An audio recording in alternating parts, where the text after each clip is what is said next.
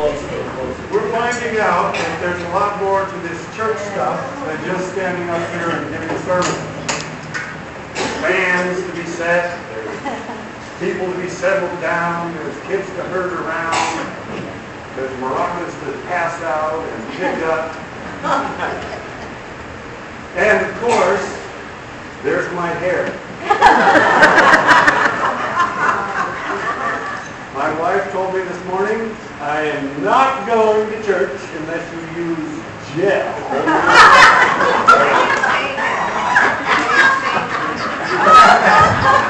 She's in denial, but it's true. Since Christmas, we've been trying to look at the Gospel of Luke, the story of Jesus, through fresh eyes.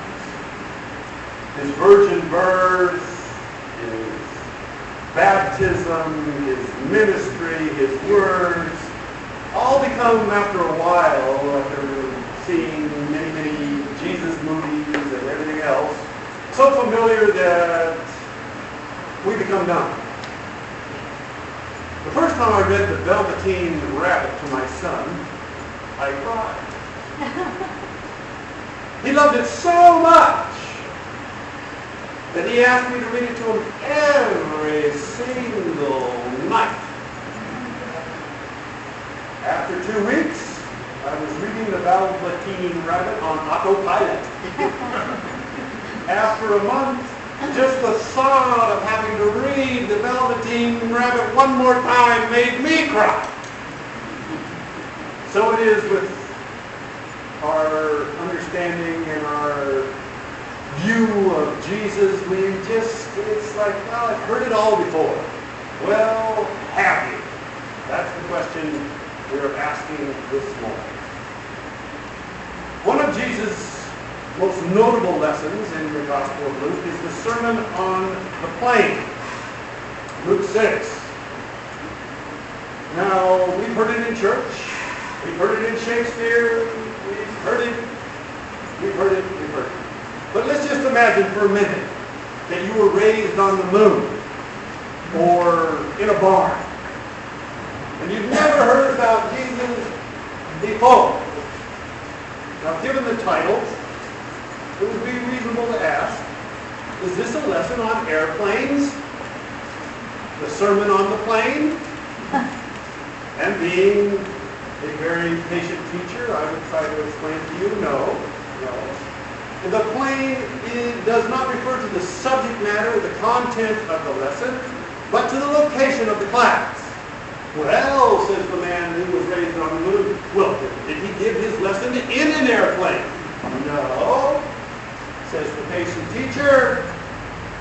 It was on a flat piece of land, called a plain, 2,000 years ago when there were no airplanes. Oh, says the man who was raised on the moon. That's weird. For us, it's old news. For the man on the moon, it's weird. So it is, we need to look at Jesus through new eyes. Now, when Jesus went to his home church, he was all excited. He'd been out in the desert fighting the battle with the devil, and he came back and he told the people in his home church, I'm the Messiah that Isaiah was prophesying about. Well, they thought he was the man on the moon. Tried to take him out and throw him off a cliff.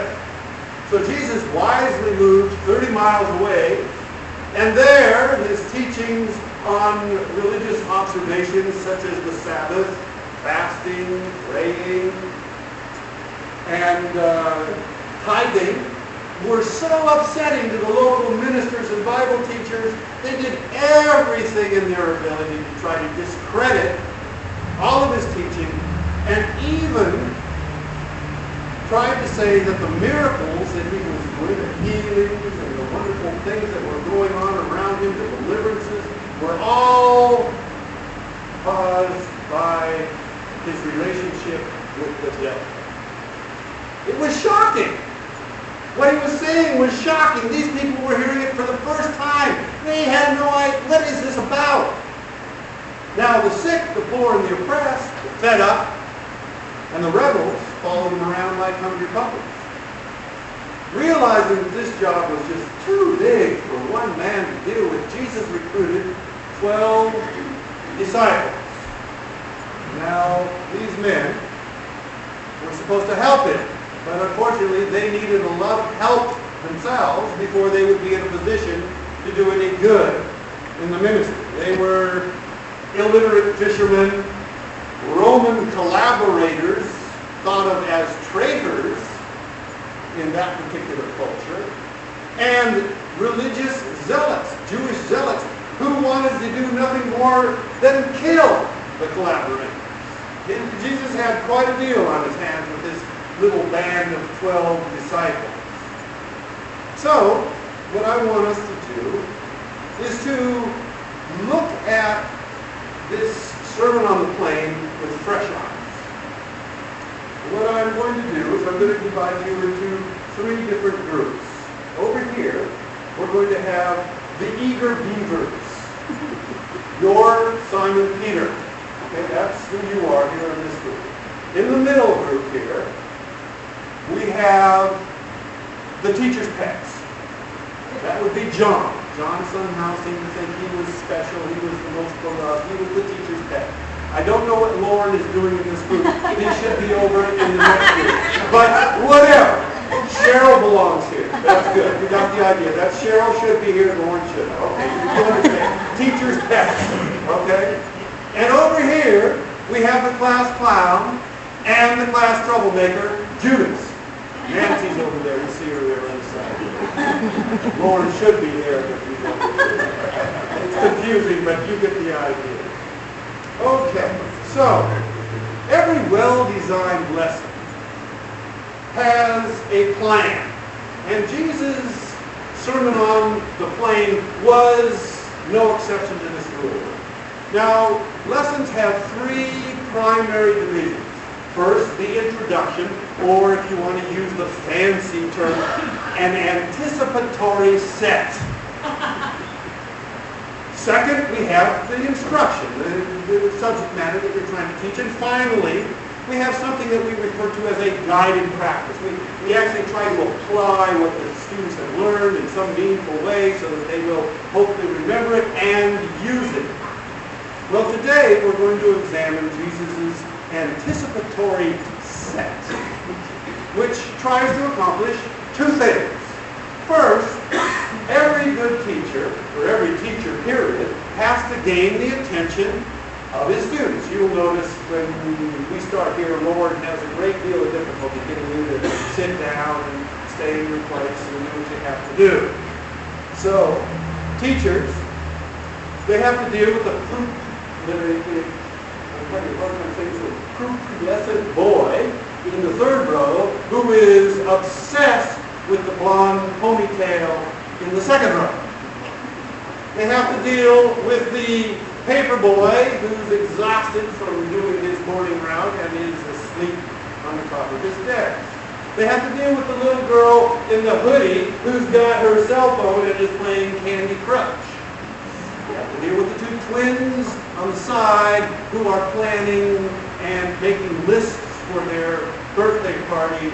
And finally, they have to deal with the kid on the floor convulsing around in a nicotine fit. Somehow they got to get all these people to give the teacher their eyes and ears to say, what's happening here? Now, if you're an amateur or a hack or a burned out teacher, you accomplish this by ringing a bell or whistling or just saying, shut up!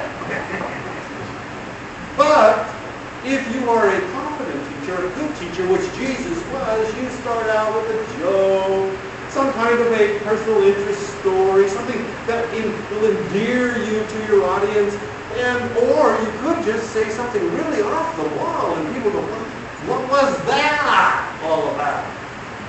Well, Jesus used all these methods. Now, Peter, John, teacher's pet, and Judas, troublemaker. I want you to listen to this as if you were these people. How would this, if you'd never heard this before, how would this have affected you? What would you be thinking after hearing? Blessed are you who are poor, for yours is the kingdom of God. Now remember, first time. Blessed are you who are hungry now, for you will be satisfied. Blessed, happy, fortunate are you who weep now, for you will laugh. Peter, have I got your attention? What have you noticed? What have you heard for the first time? It's all right, you can talk.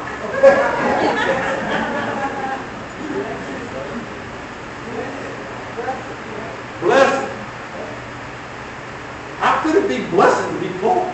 Come on, Peter. First time. This is crazy talk. John, what do you think? You want to weep now so you can laugh later? I think we're fortunate. Fortunate. Oh, that's a true teacher's pet there. Anyone can hear that and say, yeah, I'm fortunate to hear that. Yeah. How about it, Judas? Doesn't make any sense. Yeah, this is nuts. This guy's a crackpot. Okay.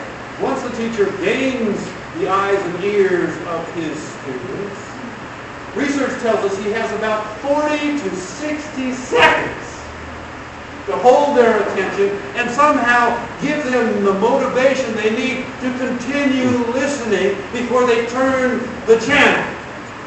Or, as we referred to earlier, obsesses on the little girl's blonde ponytail, who is now examining it for split ends. I've been in a few classes. Now, the second part of the anticipatory set then is to convince the students that what they will learn in the lesson or what you are teaching will make their life better. Or, alternately, if they don't listen, will make their life worse. Now the amateur or the hack teacher accomplishes it this way. He raises his eyebrow and gets a real devilish smirk and says, "You ignoramuses, better take notes, because this is going to be on the test." Yeah! Well, what do you say to that, Peter?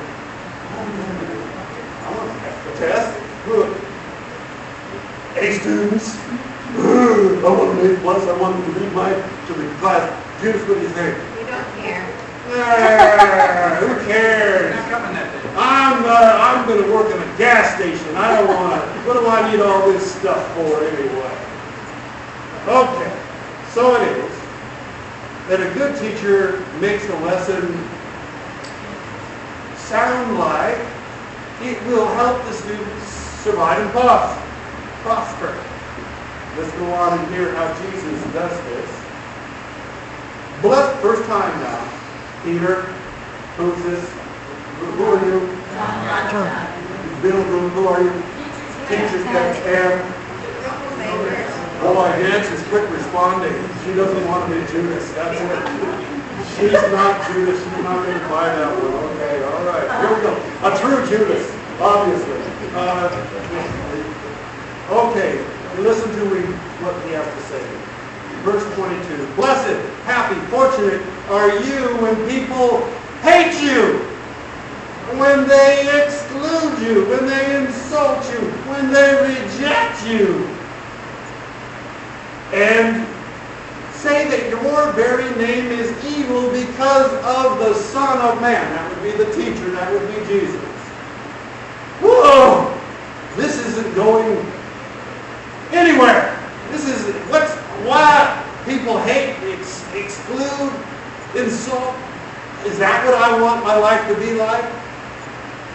It goes on. Rejoice in that day and leap for joy, because great is your reward in heaven, for that is how their ancestors treated the prophets.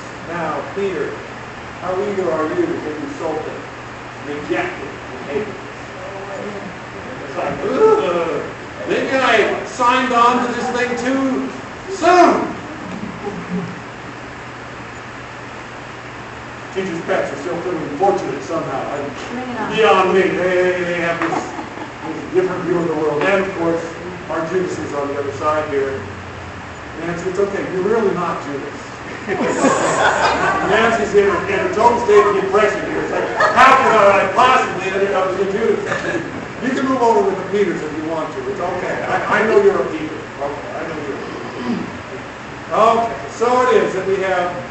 This is getting to be, and what's Judas going to do in this group? We don't need you. Hey, we don't need you. I'll pass on your pity party. It's my party and I won't cry if I don't want to. Yeah. Now, if a professor really wants to make it worth his students' while, if the positive isn't working, he'll revert to the negative. He'll show them how not paying attention can be an absolute disaster. And it's not just a matter of flunking the exam. Frankly, after hearing the good news, that was all the stuff we were going to rejoice about and be glad about, I'm having a hard time personally, if I'm looking at this for the first time, to imagine how the good news could be much worse than the bad news. But let's listen and see. But woe to you who are rich, for you have already received your comfort. Woe to you who are well fed now, for you will go hungry. Woe to you who laugh now, for you will mourn and weep. Woe to you when everybody speaks well of you.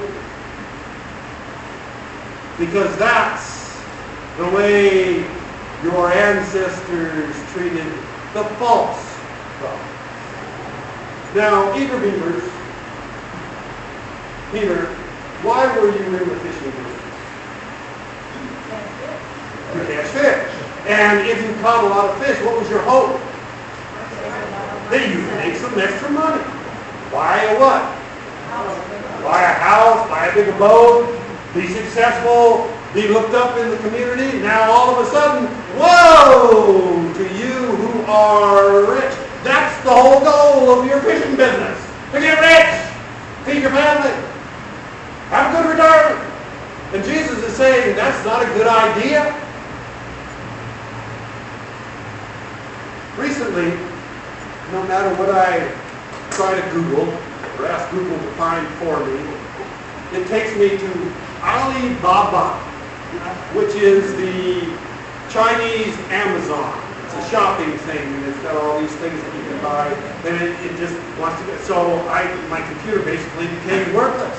So I took it to the techies over at Microtech, and they found 93 viruses. And they told me that they had to wipe out the memory of my computer to destroy all the infected software and malware. Jesus has just wiped out everything that we think is normal and important and what we should do in the world. We're blessed if we're poor.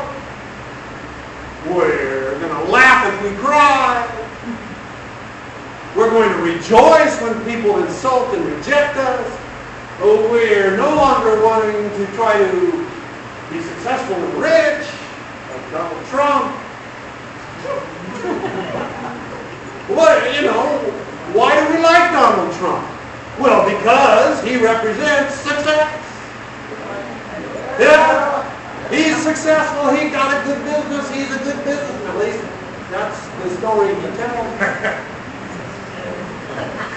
And so it is. Jesus wipes out the memories and the ideas of what it is we think and how it is we think the world should work. what it means to be blessed, what it means to be happy, what it means to be fortunate, what a successful life is.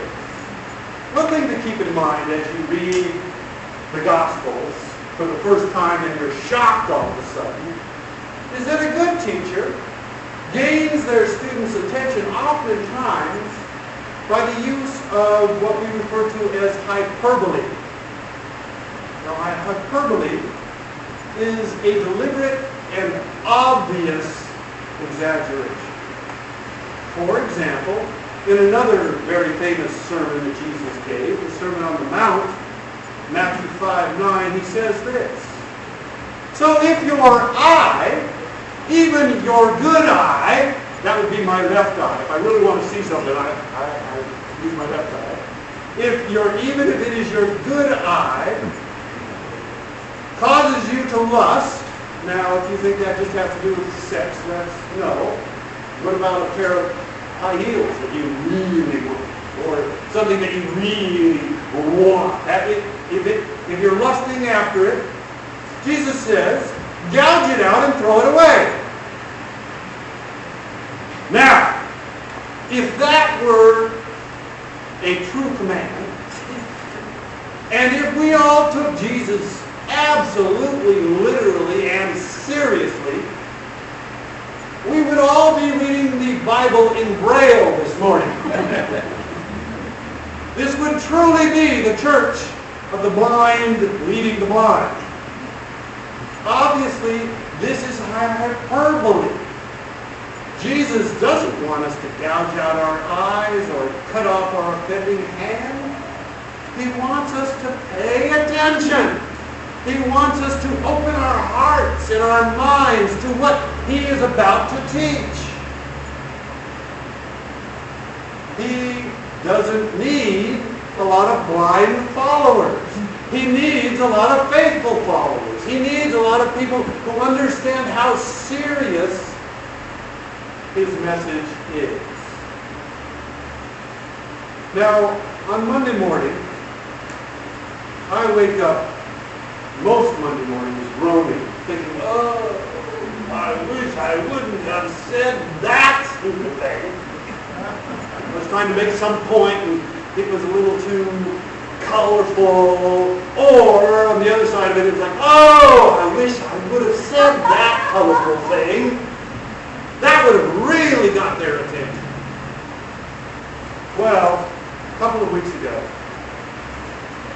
I tried to illustrate Romans 6:16, which reads like this: "Don't you know that when you offer yourself to someone as an obedient slave, you are slaves to the one you obey?" And then it talks then about offering yourself to sin, or offering yourself to the devil, or offering yourself to God, and who do you want to be a slave to? Well, I quoted and tried to illustrate this, and I honestly believe this is where Bob Dylan got his particular lyric, was from Romans 6. So I quoted the gospel songs of Bob Dylan. Yes, he wrote a few of these songs, and they were actually quite good.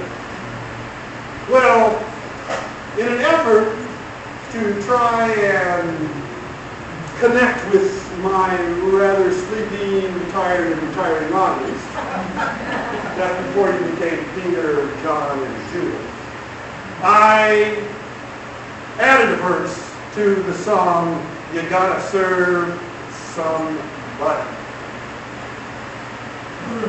You might be rolling down the road in your 50-foot RV. You might be sitting in front of your curved 60-inch TV. You may be on a cruise drinking your 10th cup of tea.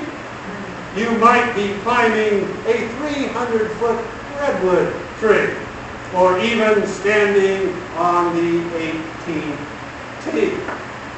But you're gonna have to serve somebody. Well, it may be the devil and it may be the Lord, but you're going to have to serve somebody. Now, the point wasn't, and I didn't make this clear, and that's why I woke up thinking, oh my gosh, I really missed out on that. I should have explain. The point wasn't RVing, TV watching, carnival cruising, tree climbing, and golfing were sinful in themselves and would send you straight to hell. That's kind of an impression I may have given you, but that's not what I was trying to say. I was using hyperbole. But, well, with the exception of possibly carnival cruising, because that definitely leads to gluttony, which will send you straight to diet and treadmill hell. Now, Romans 6 and Bob, point is not to make an idol out of your bucket list. A fun, entertaining, challenging, good thing. When it becomes your ultimate thing, your God becomes your sinful slave master. Now there are positive and negative addictions.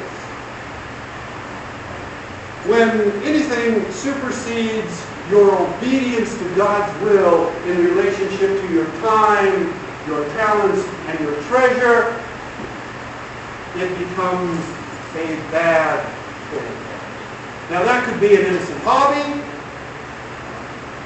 It could be playing cards. I know I was in a group once that playing cards was one of the most evil things you could do.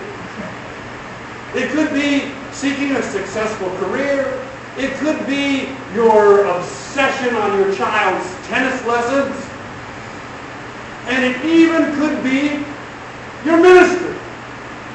The Pharisees, I will remind you, were all ministers and Bible teachers and doing the very best in their own strength to please God and also to get the respect of their neighbors. And I will remind you also that it seems to be a terrible trend amongst pastors that they run away with their secretaries at some point in time. These are human beings who have problems, and if their mission becomes more important than who they're doing the mission for, they get into trouble. They get burned out. They get tired. And all of a sudden, they start fantasizing about all kinds of ways to make their pain go away. When we alleviate, or when we elevate anything in creation above the Creator, it becomes an idol and a slavish master. Now, most of my favorite songs, I admit, are hymns to a worldly slave master. Santana's Black Magic Woman, for example. Now, my favorite Santana song, though, is actually Smooth. Smooth. And it's like that. Now, just imagine if these lyrics weren't written for his Spanish Harlem Mona Lisa, but for our Lord. You're my reason for reason. The step in my groove, yeah. I would give you my world to lift you up. I could change my life to better suit your mood. If you would leave, it would be a crying shame. In every breath and in every word, I hear your name calling me out. You've got the kind of loving that can be so smooth. Give me your heart. Make it real, or else forget about it.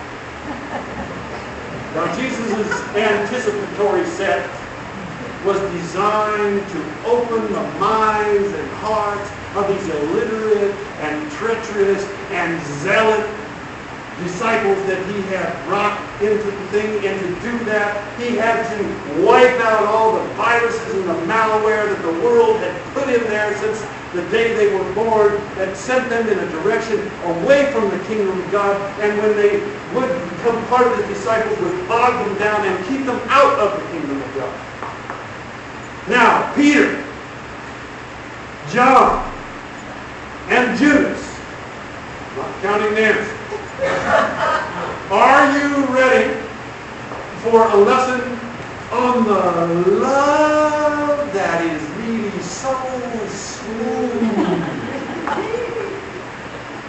It becomes your every breath, your every word, your every blessing, your every happiness, your every sense of well-being. Are you ready? Well, Jesus says to you, Peter, John, and Judas, give me your heart. Make it real, or